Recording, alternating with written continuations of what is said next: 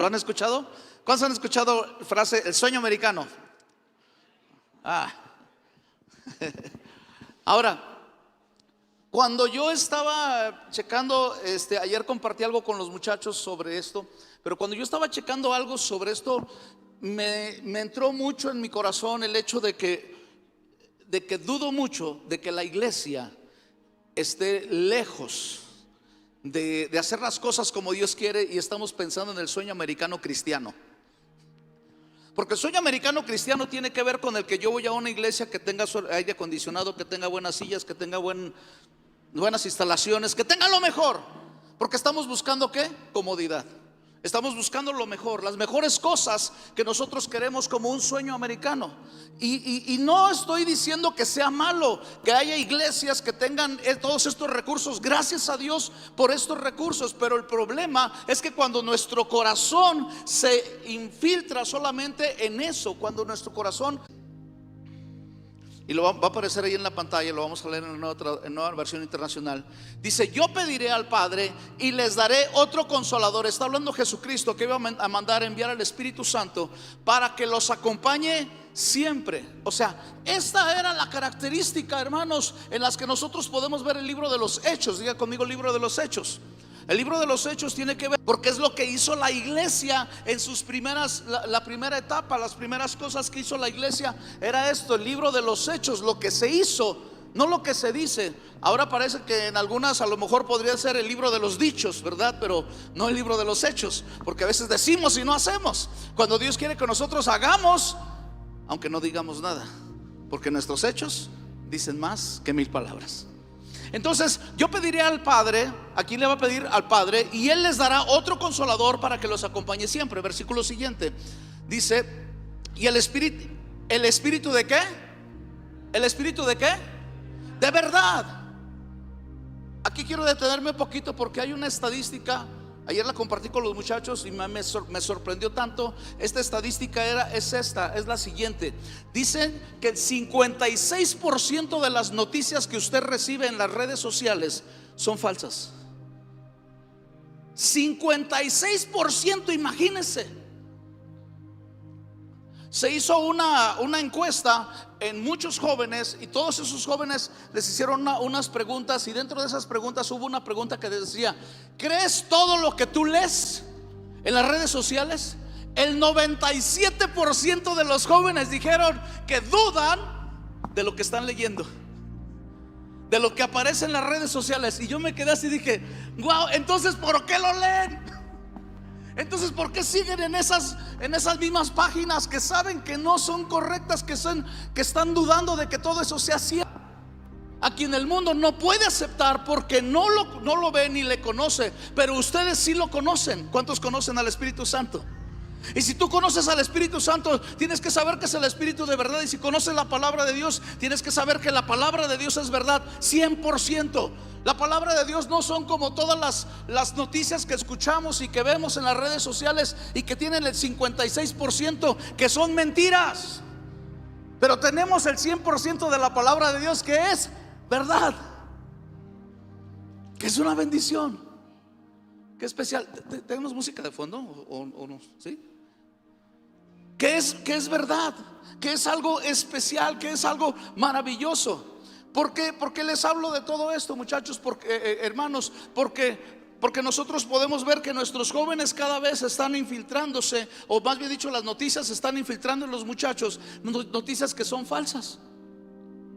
Es allí de que la gente cambia su forma de ser por las noticias que recibe.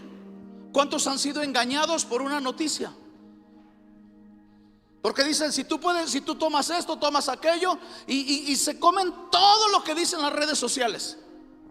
Que vas a rebajar con esto, ya estás come lo que va, ya pareces comiendo como vaca, no, o sea, no en la forma de vaca, sino las cosas que come la vaca. Puras cosas verdes, ¿verdad? Puro verde. Ya a mí me dijeron la dieta verde. Cómete la dieta verde. ¿Cuál es la dieta verde? Ver de lejos todo lo que te hace daño. Y dije: que bueno, está bien, la voy a hacer entonces esa dieta. Y dice: el Espíritu de verdad. Pero ustedes sí lo conocen porque vive con ustedes y estará en ustedes. Esto es algo maravilloso. Mire lo que dice el versículo 18. El versículo 18 dice: no los voy a dejar huérfanos, volveré a ustedes. Tal parece, hermanos, que cuando no tenemos la verdad nos sentimos huérfanos, porque el padre, el papá, siempre tiene que decir. En ausencia de la palabra de Dios, entonces nos sentimos como huérfanos, porque andamos por donde sea, como gallinas descabezadas. Andamos por todos lados sin tener cabeza, sin pensar en dónde estamos. Y tú le preguntas a las personas: oye, ¿a dónde vas? Pues no sé. ¿Qué vas a hacer? No sé. ¿Qué propósito tienes de aquí a 100 años? De aquí a 5 años, ¿cómo te ves? No sé qué voy a hacer, porque no hay propósito en la vida. Cuando nosotros conocemos la palabra de Dios, hay propósitos en la vida. Hay propósitos y destino. Si hay un propósito, desde luego que hay un destino. Pero la gente que no tiene propósito no tiene destino.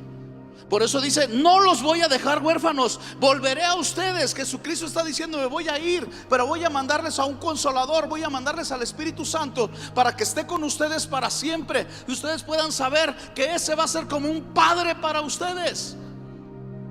Que aquellas personas que requieren papá puedan saber el sueño americano cristiano. Así como las personas que se van a Estados Unidos para poder tener algo mejor. No estoy hablando que eso sea malo, pero que lo estamos cambiando por lo más importante. Ya les había dicho yo en una de las pláticas que tuve aquí, en esa estadística que se hizo de jóvenes y de niños que les hicieron esa entrevista y les dijeron: ¿qué es lo que quisieras que tu papá te trajera de allá? Y dice: no quiero más que su presencia, es lo más importante para mí. Yo quisiera que él estuviera aquí. Había un niño que se le rasgaron los ojos y quería llorar, y decía: pues ¿cuánto tiempo tiene tu papá que se fue? Dice: 15 días. Y ya lo necesitaba, ya lo extrañaba, ya quería que estuviera allí con él. Pero mira, te va a mandar esto, te va a mandar aquello, te va a mandar regalos, te va a mandar juguetes. Dijo: yo lo quiero a él. Pero esas cosas son temporales, incluyendo en la iglesia. Gracias a Dios tenemos una buena cantidad de personas aquí ahorita en la iglesia. Pero yo les aseguro que si viniera un cantante famoso, no cabríamos aquí. Estaría la gente hasta allá afuera. ¿Por qué? Porque vienen a ver al cantante famoso. Pero el Espíritu Santo es el que está aquí entre nosotros, que es el más importante. Porque el sueño americano no tiene que ver, hermano, con el sueño americano cristiano no tiene que ver para nosotros el que esté un cantante famoso o alguien especial aquí, porque está el más especial de todos, el creador de los cielos y la tierra. Es el que está aquí con nosotros, es el que habita con nosotros, y es el que nos dice: no los voy a dejar huérfanos. Por eso hay mucha gente que se siente como huérfanos. El huérfano, ¿cómo se siente? Se siente desprotegido y siempre está pidiendo que lo cubra alguien más, que lo proteja alguien más, que le supla sus necesidades a alguien más. Hermano, ahí te encargo, hermano, ahí te encargo. Y anda buscando, en lugar de buscar en la presencia de Dios lo más importante. ¿Cuántas cosas son falsas en este tiempo? Se dice que la mayor parte, en una estadística también, me gusta leer estadísticas de repente, y dice que la mayor parte de los mexicanos, la mayoría, se está hablando del más del 50% de los mexicanos, han tenido en sus manos un billete falso. Wow, esta a mí me sorprendió. Y tal parece que muchas ocasiones hay personas que se acostumbran a vivir con la falsedad, con cosas falsas, con cosas que no llenan, con cosas que no satisfacen. Hay la historia de un hombre que se llama, mejor dicho, él todavía vive. Es un joven, llegó a Estados Unidos por el sueño americano y se llama Rudy Kurniawan. Ahí va a aparecer la foto de él. Ponme la foto de Rudy, por favor. Y él llegó joven a Estados Unidos, y lo ven ahí con una botella, ¿verdad? Porque este hombre se dedicó, cuando llegó a Estados Unidos, a especializarse en los mejores vinos. Y llevaba vino de Francia, que son los vinos mejores. Ustedes cuando oyen que el Merlot y el Borgoña y todos esos, ¿verdad? Ustedes dicen: ay, ese es el vino. No, son lugares de Francia en donde se fabrican esos vinos, y son los mejores y los más caros del mundo. Entonces este joven lo que hizo fue empezar a codearse con personas de mucho dinero ahí en Estados Unidos, y los invitaba a cenar y les ofrecía vinos, y después se los vendía. Y era muchísimo dinero lo que él hacía, porque esos vinos eran de los más carísimos. De tal manera que incluso había, cuando ya decía la gente que sabía de vinos, que este joven tenía una habilidad muy especial en cuanto a oler y saber la calidad de los vinos. Era de los mejores. O sea, si te sentabas a la mesa con este muchacho, eras una persona especial ya. ¿Por qué? Porque este joven sabía mucho de vinos. Los mejores o los magnates de Estados Unidos llegaban allí con él para pedirle vinos. Hubo una encuesta, no, una subasta. En esa subasta rompió récord. En el 2006 rompió récord en una subasta donde él subastaba los vinos, y la subasta dio un total de más de 24 millones de dólares en vinos. O sea, es tremendo. Pero llegó un momento en que se dieron cuenta que más adelante este muchacho estaba falsificando los vinos.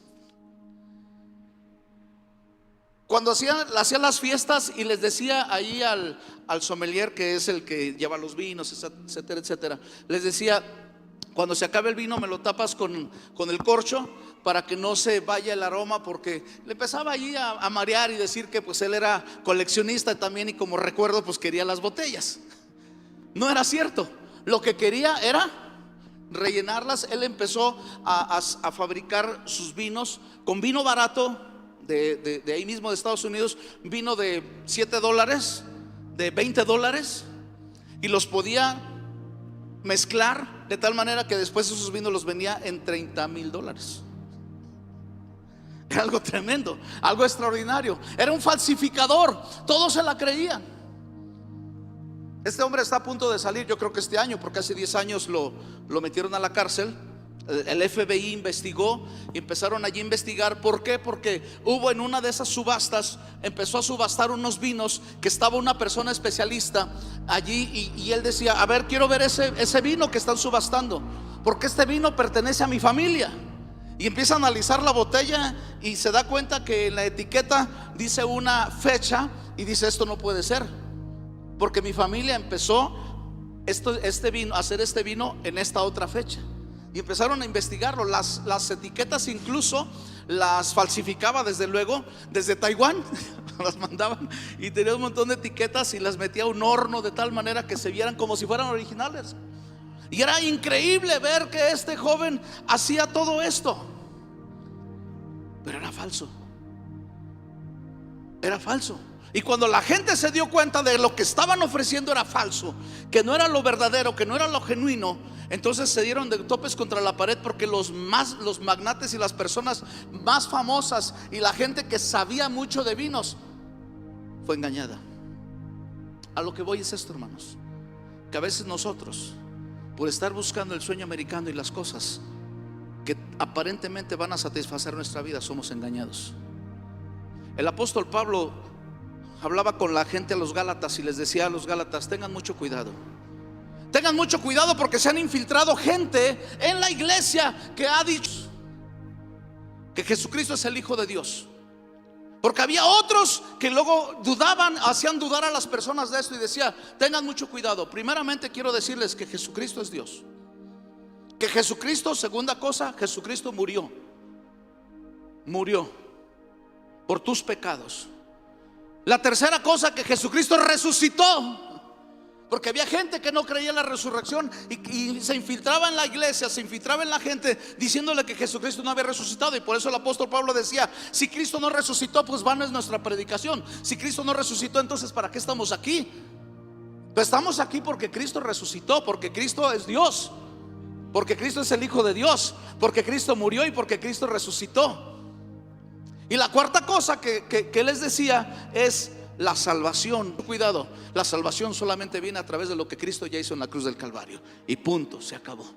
No tienes que estar haciendo tantas cosas, no tienes que irte de rodillas a tantas distancias para recibir la salvación en tu vida. Entonces, ¿para qué vino Jesucristo? No hubiera venido Jesucristo para que tú entonces te ganaras la salvación. Pero no es por obras, dice allí en Efesios, no es por obras para que nadie se gloríe. Es a través de Jesucristo en la cruz del Calvario. Es eso. Entonces, ¿cuántos proyectos, hermanos? A mí me desbarató en diciembre, me desbarató muchas cosas Dios. Porque yo estaba haciendo proyectos y diciendo que voy a hacer esto, vamos a hacer esto, y como iglesia vamos a hacer aquello. Y el Señor, y lo prediqué en uno de estos domingos, y el Señor me dijo: hijo, si yo te pidiera que desbarates todos tus programas y tus proyectos, ¿lo haces para yo hacer lo que yo quiera hacer en la iglesia? Yo dije: sí, Señor, es tu iglesia, no es mía. Yo lo hago. Pero estamos tan acostumbrados a hacer proyectos, a buscar esto, a buscar aquello, y a veces dejamos de lado las cosas de Dios. Lo más importante,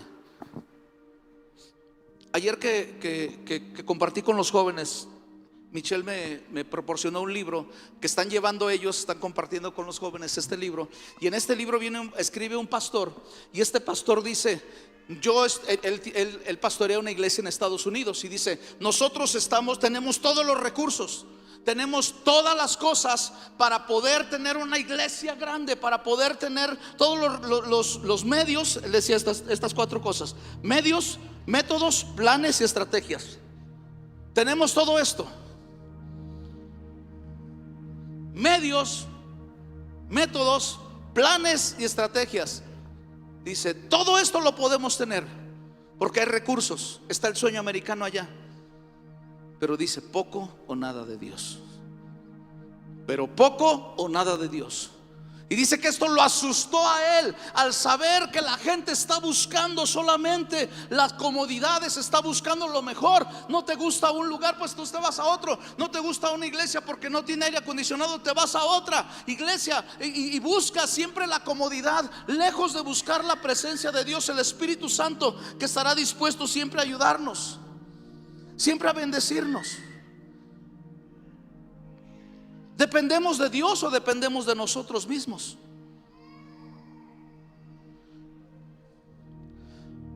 Y él decía esta frase, esta pregunta a mí me sorprendió, a mí me marcó.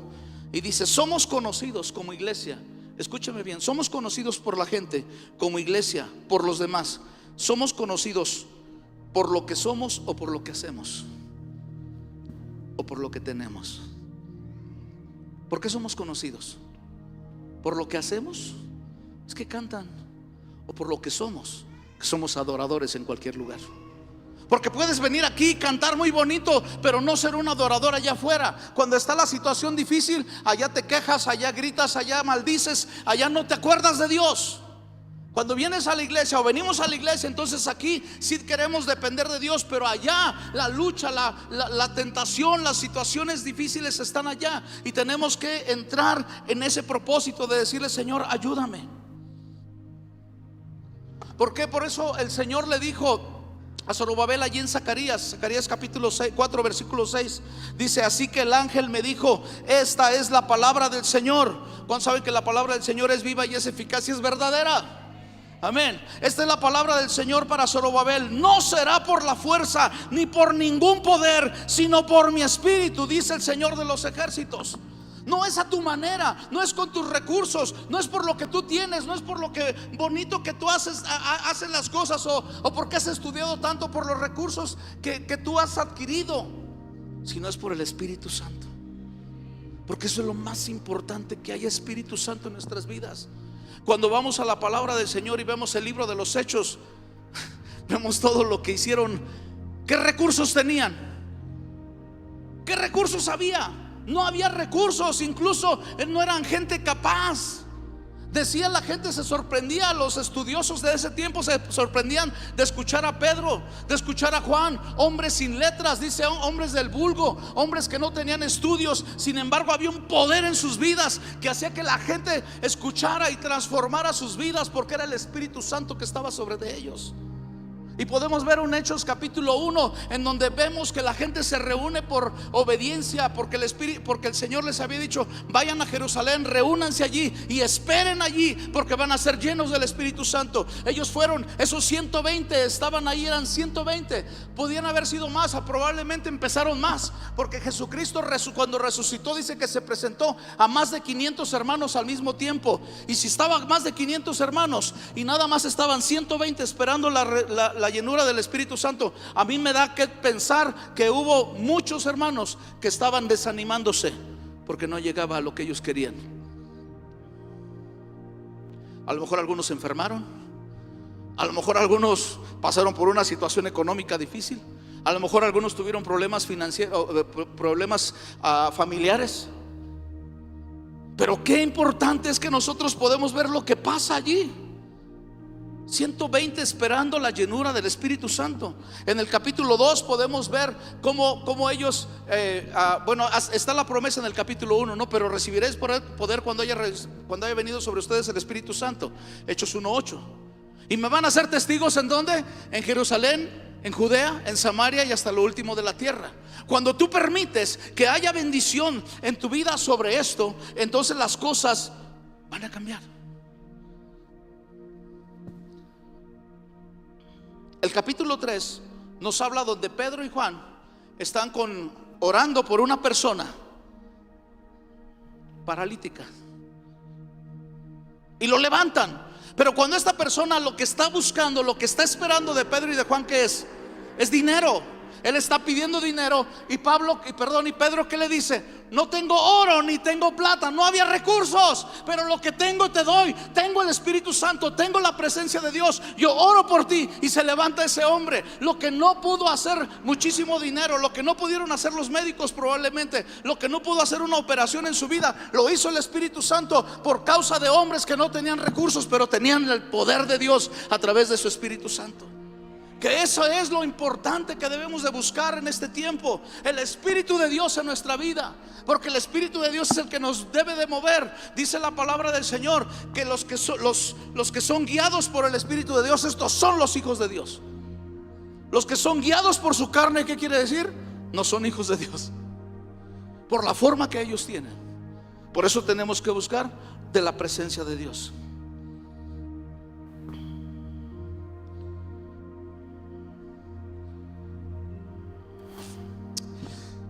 Capítulo 4, podemos ver también que están orando, y el edificio donde están ellos tiembla con poder y con autoridad. El capítulo 5, milagros y sanidades. Capítulo 6, capítulo 7 también bendiciones. Capítulo 8, la iglesia es esparcida por Judea y por Samaria. La iglesia se esparce. ¿Se acuerdan que el capítulo 1 versículo 8 le dicen: y me seréis testigos en Jerusalén, en Judea, Samaria y hasta el último de la tierra? Ellos no quisieron ir, se estaban quedando allí en Jerusalén. Pero dice el capítulo 8 versículo 1, no sé, me lo puedes poner por favor, Toño. Capítulo 8 versículo 1 dice: y Saulo estaba allí, capítulo 8 versículo 1, dice: en aquel día se desató una gran ¿qué? Persecución de la iglesia. ¿En dónde? En Jerusalén. Ellos estaban en Jerusalén, escúcheme bien. Estaban en Jerusalén cuando el Señor les dice en capítulo 1 versículo 8: y me van a hacer testigos en Jerusalén, en Judea, Samaria hasta el último de la tierra. Ya habían terminado en Jerusalén, ya habían compartido en Jerusalén. Síguele por favor. Excepto los apóstoles se dispersaron por las regiones de Judea y Samaria. ¿Qué estaba haciendo? Se estaba cumpliendo el propósito de Dios. Pero ¿quién los estaba guiando? El Espíritu Santo de Dios. No eran proyectos, no eran programas, que son buenos, y claro que son buenos, y yo los tengo, yo los hago también. Pero lo más importante es ser guiados por el Espíritu Santo de Dios, porque eso es lo que necesitamos cada uno. En ese mismo capítulo 8 podemos ver a Felipe transportado de un lugar a otro. Él estaba en Samaria predicando la palabra. Tenía lo que decíamos, ¿no? Una campaña evangelística donde había gente que sanaba, donde había gente que era bendecida, donde había gente que era salva. Y de repente el Espíritu Santo toma a Felipe y lo lleva, lo transporta a un lugar para predicarle a un etíope. Ese es el Espíritu de Dios. Que a veces estamos en un lugar muy cómodo y el Señor te cambia a otro lado, porque estamos muy cómodos, porque estamos en el sueño americano.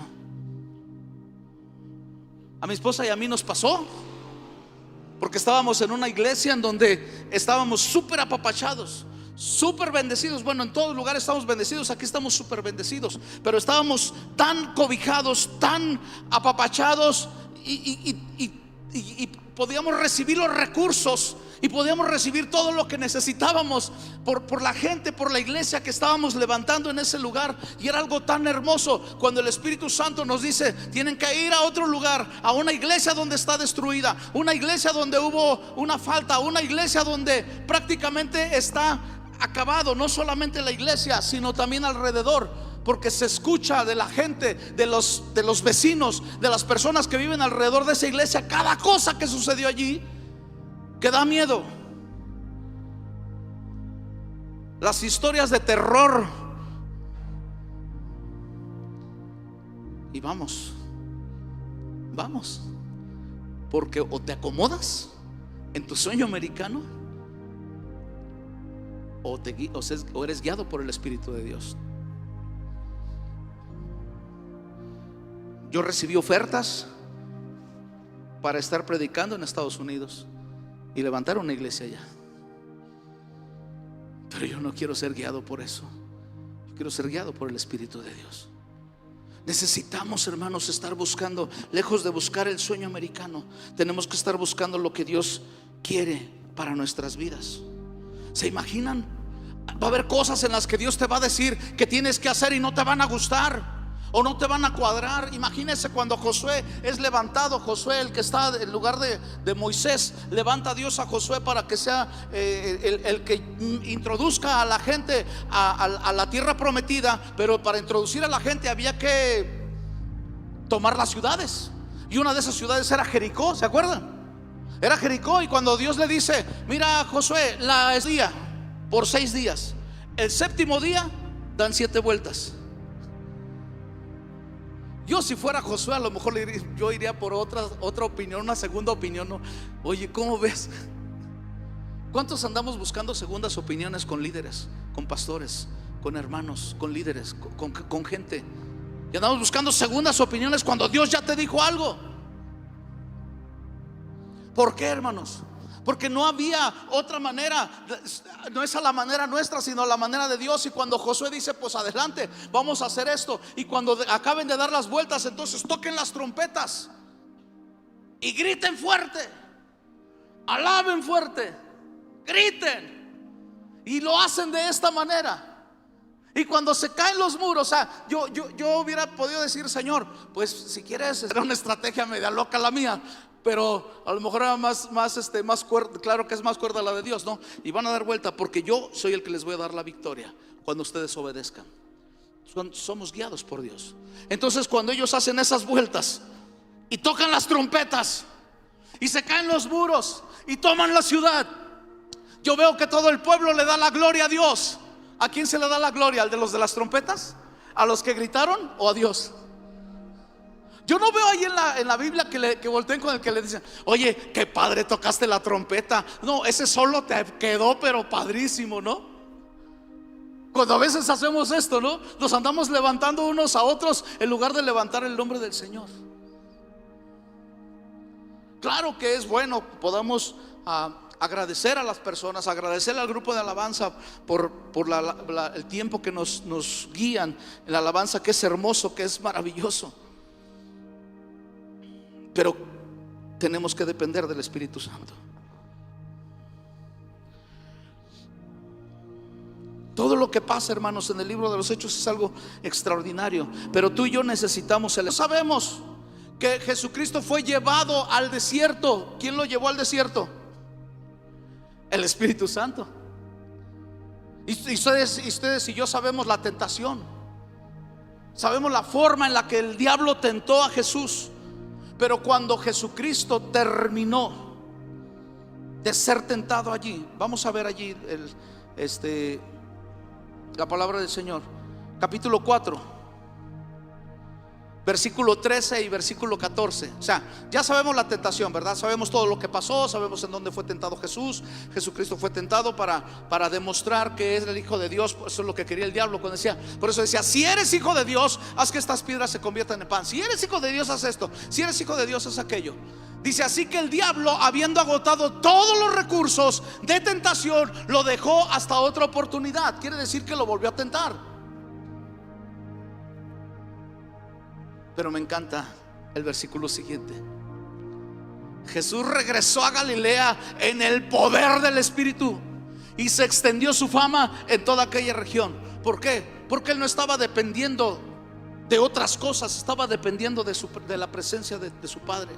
Estaba dependiendo del poder del Espíritu Santo en su vida para poder rechazar aquellas tentaciones.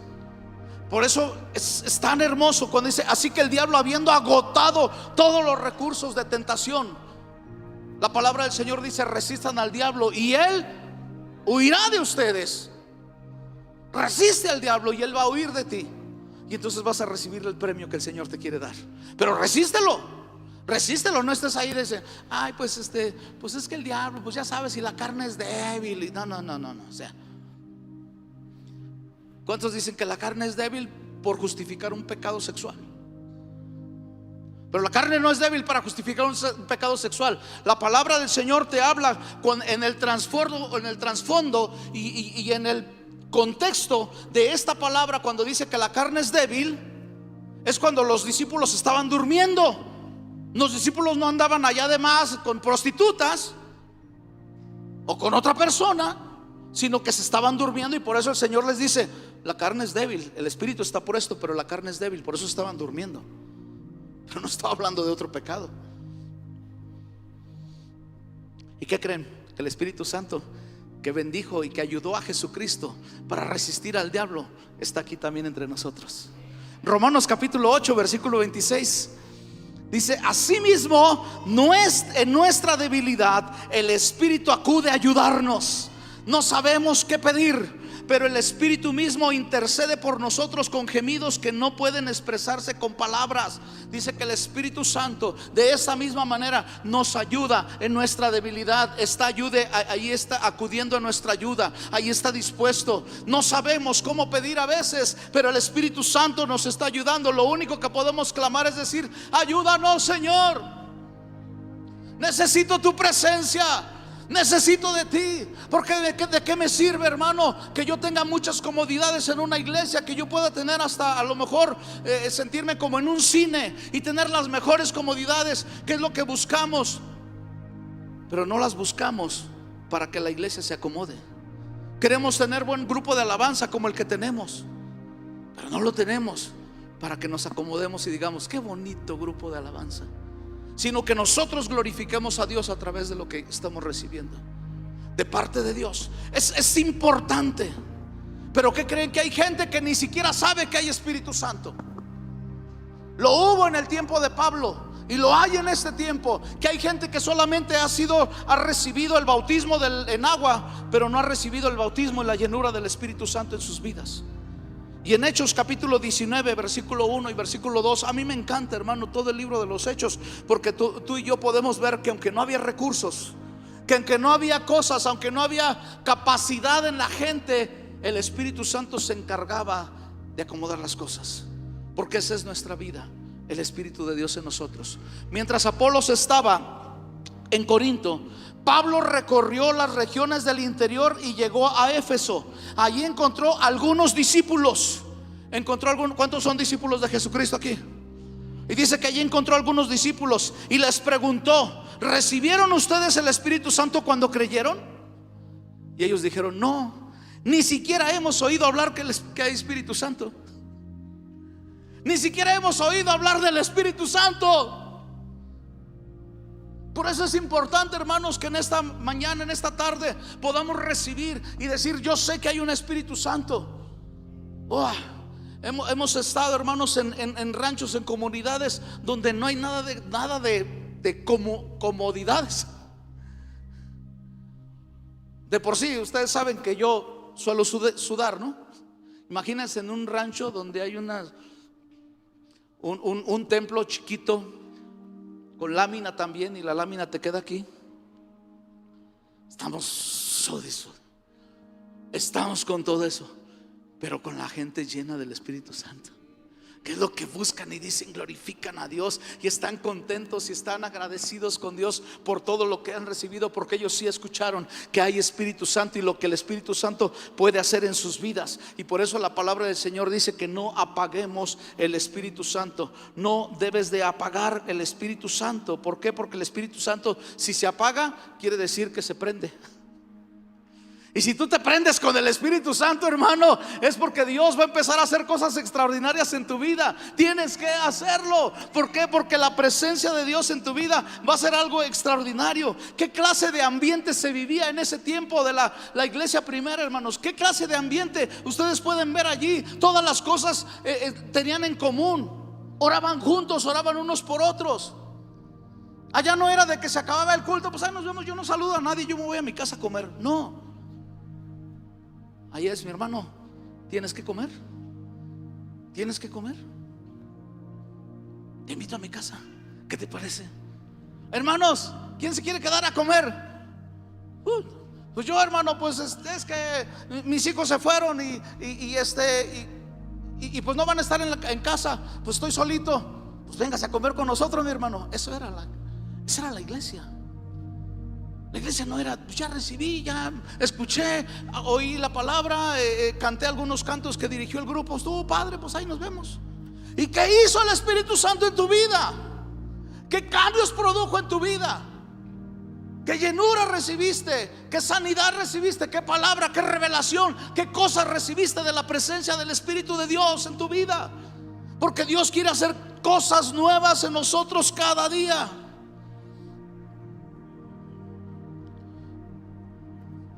Vean la biografía de un hombre que se llamaba George Mueller. George Mueller empezó a sentir carga por los niños que no tenían casa, por los huérfanos. Y este hombre, desde luego que abrió un orfanato. En toda su vida, nada más albergó más de 10,000 niños. Díganme cuántos recursos pidió. Él dijo, yo no voy a pedir ni un bolillo a nadie. Yo voy a orar para que Dios traiga los recursos, porque yo dependo de Dios y no dependo de una empresa, ni dependo de una persona, ni dependo de alguien que tenga conectes, ni que tenga allí alguna palanca en el gobierno para que venga y me ayude y me traiga los desayunos. No, dice, yo no voy a estar pidiendo nada. Yo voy a orar para que Dios lo traiga. Y eso lo hizo, hermanos, durante años.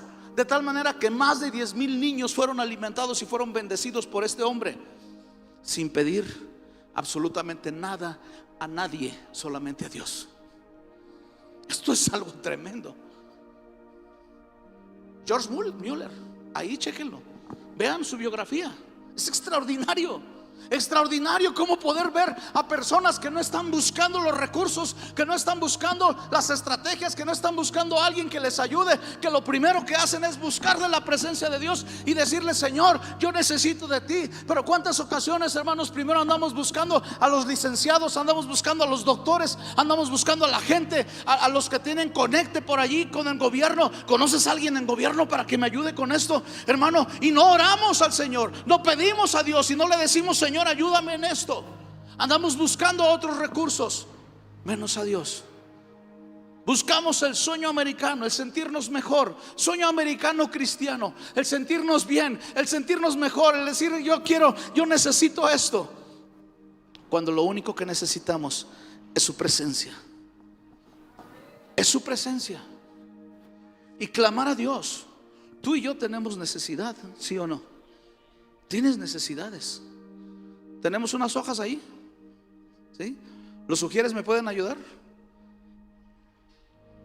Y yo quiero que hagamos esto. Voy a terminar, voy a pedir a los muchachos del grupo que suban, por favor.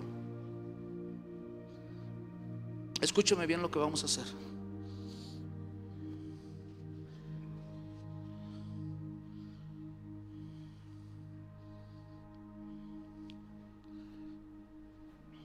Y tráigame un recipiente, por favor, de los de las ofrendas. No vamos a recoger una ofrenda, no se preocupen.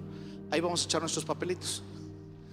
Así que para aquellos que ya van a recoger una ofrenda, no van a recoger ofrenda.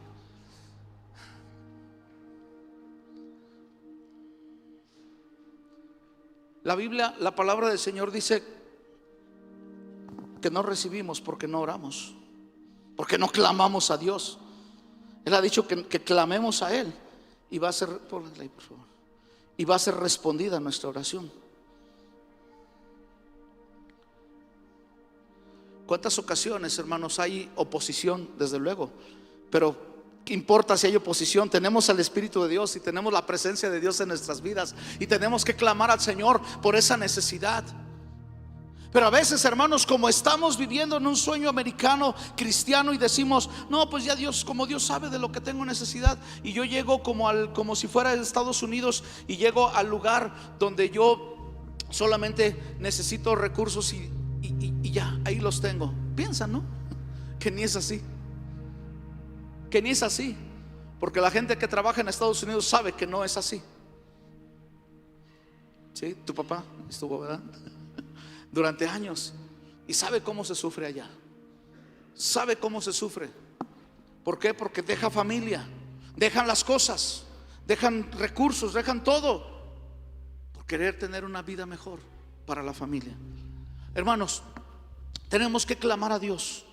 Tenemos que buscar al Señor con todo nuestro corazón, con toda nuestra alma. ¿Sabes que Dios quiere hacer algo contigo?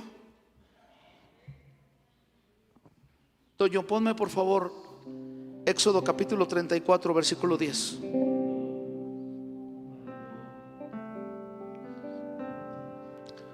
Les pregunto, cuando el pueblo de Dios estaba en Egipto, ¿qué recursos tenía? ¿Qué tenía de recursos en Egipto? Si estaban esclavos, hasta que clamaron a Dios. Y cuando Dios levanta a ese libertador llamado Moisés, le dice: he escuchado el clamor de mi pueblo.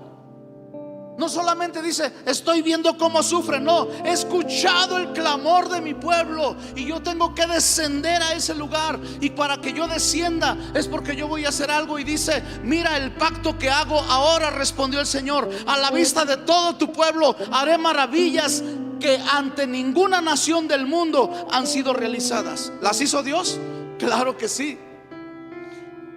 El pueblo en medio del cual vives será las impotentes, o verá, perdón, dicho, verá las impotentes o las imponentes obras que yo, el Señor, haré por ti. Voy a hacer cosas extraordinarias, dice el Señor. Voy a hacer cosas grandes, pero tú necesitas confiar y clamar a Dios. Ayer le decía a los jóvenes, si se te pierde tu celular, a ti no te importa si en este grupo te escuchan que digan: ¡hey! Se perdió mi celular, ¿alguien lo tiene? ¿Alguien tiene mi celular?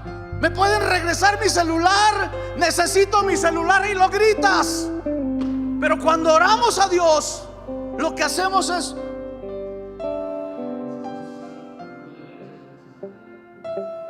eso no es oración. Eso no es oración. El Señor dice: clama a mí y yo te responderé.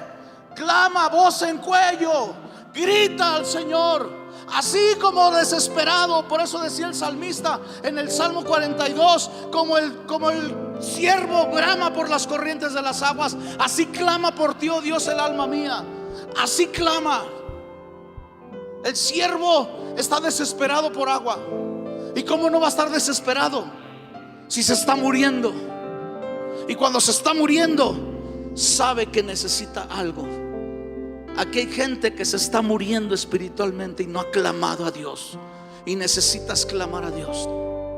Tienes un papelito allí, lo vas a apuntar. Si tienes un lapicero, vas a apuntar tu necesidad y la vas a traer aquí, y vamos a orar por ellas. Yo voy a orar por todas las necesidades aquí en esta urna, y vamos a pedir que el Señor traiga bendición. Pero no importa la necesidad que tengas.